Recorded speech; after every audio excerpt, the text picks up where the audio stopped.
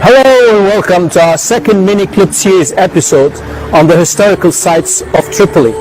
Well, today we'll be talking about the biggest, if not the most important of them all, the Tripoli Citadel.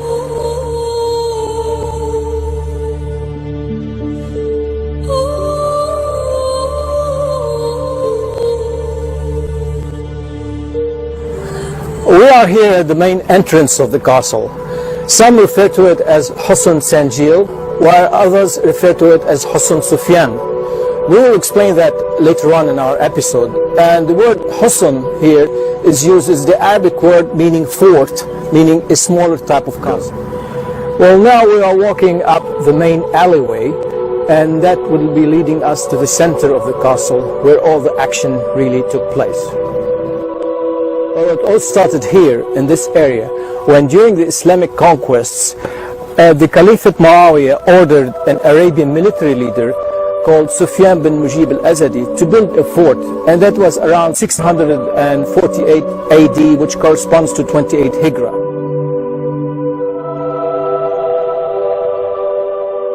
Well, as you can see here in this area, the land was much lower back then.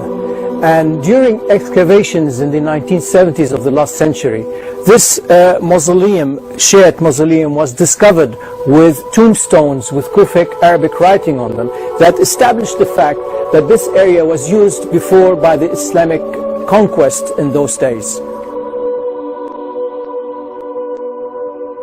On the arrival of the Crusades in the 12th century, they converted this mausoleum that was discovered in the 1970s.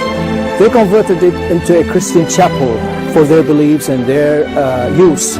Now, this area, this castle, remained in their hands up to the arrival of the Mamluks.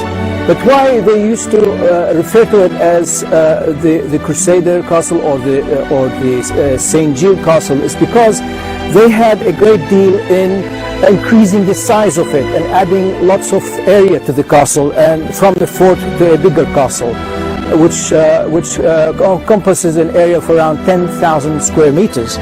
Now, in 1267, the Mamluks arrived, and the Crusaders lost the castle to the Sultan Baybars, who is of the Mamluks, and he reconverted the mausoleum, original mausoleum, back into an Islamic worship place.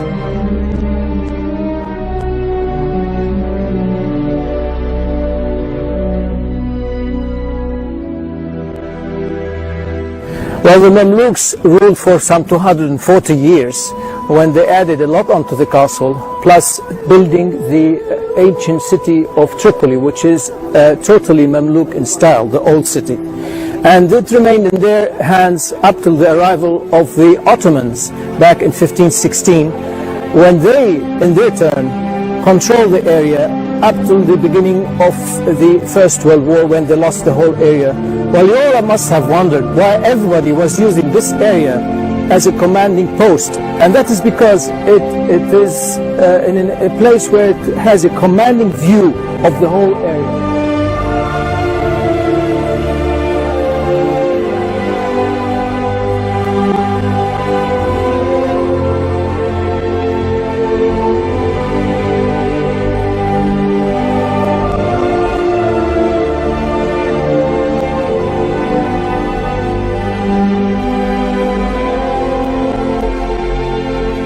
Well, from me, Valentine Di Carlo, and all the staff at Tarablos Al-Hadar and Dhukriyat La Tunsa, I bid you farewell to our next episode.